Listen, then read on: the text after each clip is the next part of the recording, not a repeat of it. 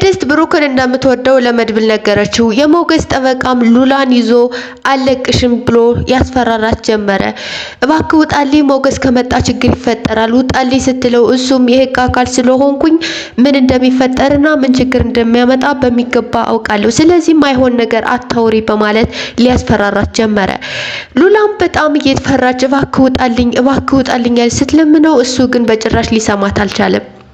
ሉላም ሞገስ ይመጣል እባክህ ውጣ ስትለው የሚወጣው ባንድ ነገር ከተስማማን ብቻ ነው ይላታል። እሷም ደግሞ ምንድነው የምትስማማው? እሺ እስማማለሁ አሁን ብቻ ውጣልኝ ስትለው እንደውም አልወጣም ሲላት እባክህ በልጆቼ ይዣለሁ በልጆች ልለምን ውጣልኝ ስትለው እሱም እሺ ከተስማማን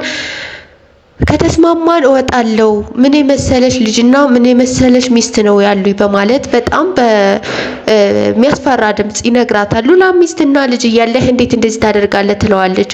እሱም ደግሞ የራሴ ምክንያት ስላለኝ ነው በማለት በማስፈራራት ይነግራታል። ሉላም እባክህ ውጣልኝ እሺ የምትፈልገውን ነገር አደርግልሃለሁ ብቻውን ሞገስ ሳይመጣ ውጣልኝ ስትለው እሱም እሺ ብሎ ነገ ከምልክልሽ ቦታ ትመጫለሽ ብሏት ወጣ።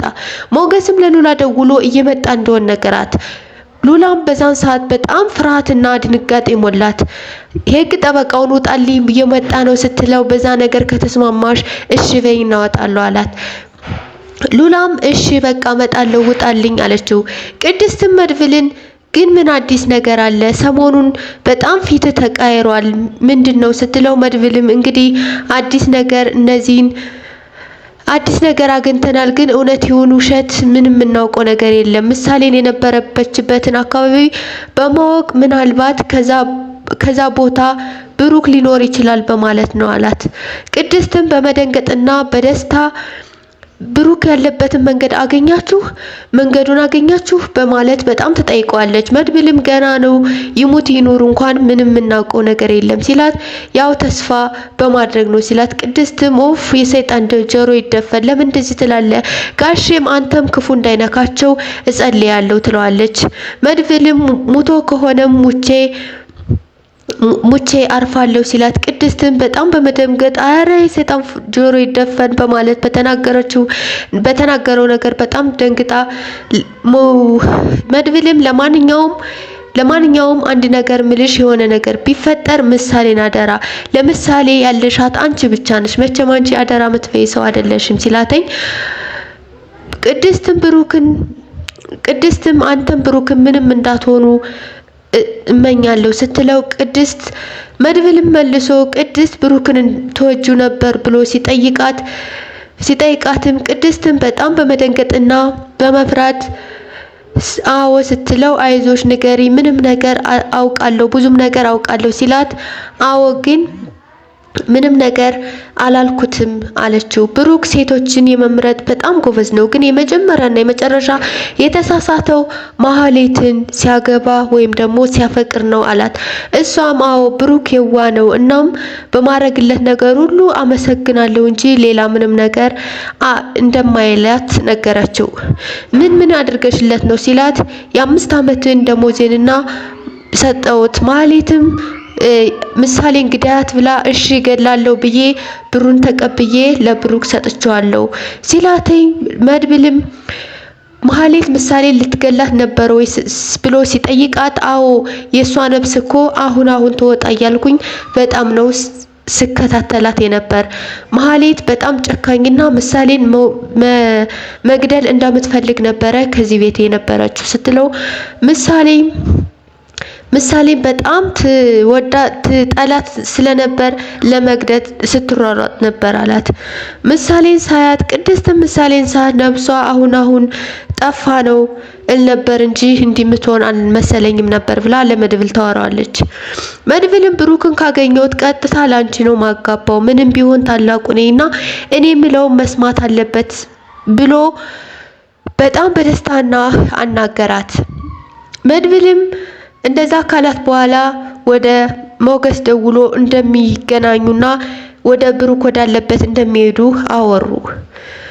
ከሞገስ ጋር ወጣና እነዚህናን የሚያውቃቸው ሰዎች መድብልም ሞገስም ሊያግዟቸው ተስማምቶ ሞገስ እና ሉላን አይዞሽ አሁን መሄድ አለብኝ ብሎ ወደ መድብል ሄደ። ሉላም እባክህ ራስን ጠብቅ አሁን በጣም መሽቷል ስትለው ሞገስም አሁን ነው የተከታተልነው ይላታል። እነሱም በደም ቃል ተግባብተው ወደ ብሩክ ወዳለበት አመሩ። ምሳሌም አባቴን አፈቀኝ ከዚህ በኋላ አባዬ ካልመጣ አልበላም አልጠጣም በማለት ቅድስትን በጣም አስቸገረቻት። ቅድስትም በጣም በመደንገጥ ተኝ ስትላት አልተኛም ስትላት መቼ እንደሚመጣ ንገሪኝና እተኛለሁ ስትላት ቅድስትም ሐሙስ ይመጣ ብላ አባብላ አስተኛቻት።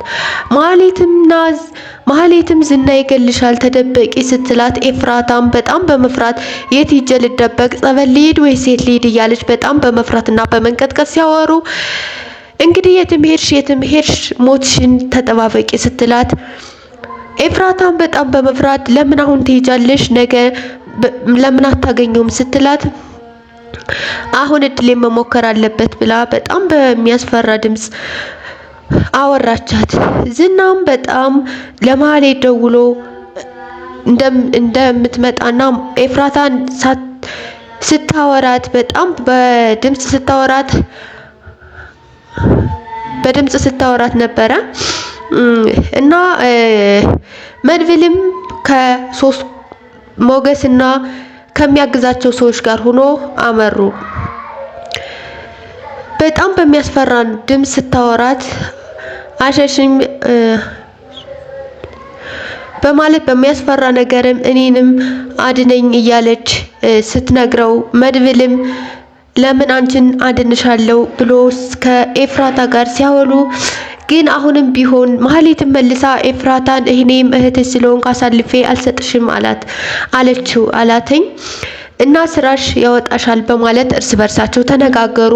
ከዛም ወደ መኝታ እንደተኙ 6 ሰዓት ላይ ዝና ደውሎ ማህሌትን ኤፍራታን አላመጣሻትም ሲላት እንዴት በዚህ ሰዓት ትኖራለች ብለ ነው አድራሻዋን አጥፍታ ነው የጠፋችው በምንም ሁኔታ ላገኛት አልቻልኩም እንዴት አንተ ስታስበው እንደዛ አድርጋ እንዴት ቤት ትቀመጣለች ብለ አሰብከው በማለት በጣም በመንቀጥቀጥና በመፍራት ታወራዋለች።